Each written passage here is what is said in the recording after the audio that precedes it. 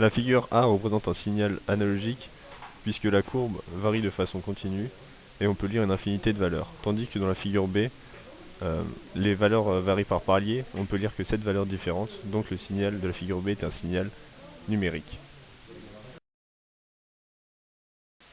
Le générateur fournit un signal analogique à l'entrée du CAN, car on peut faire varier la tension et elle peut prendre n'importe quelle valeur de 0 à 5 volts.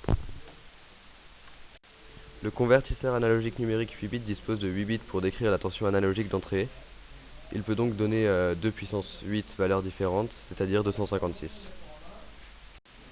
A l'aide du logiciel Waver, on peut numériser le signal analogique émis par le diapason de fréquence 440 Hz.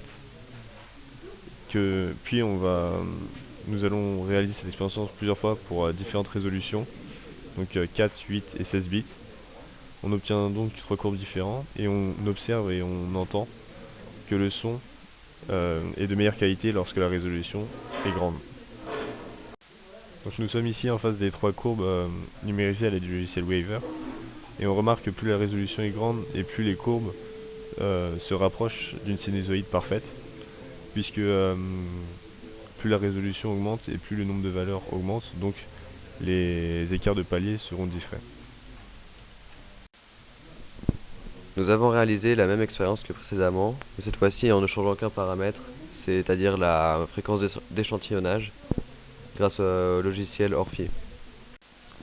Nous remarquons sur les courbes obtenues que plus la fréquence d'échantillonnage est élevée, et plus la courbe devient régulière et se rapproche d'une sinusoïde. Nous pouvons en déduire que plus la fréquence d'échantillonnage est grande, meilleure la qualité de la numérisation du son est.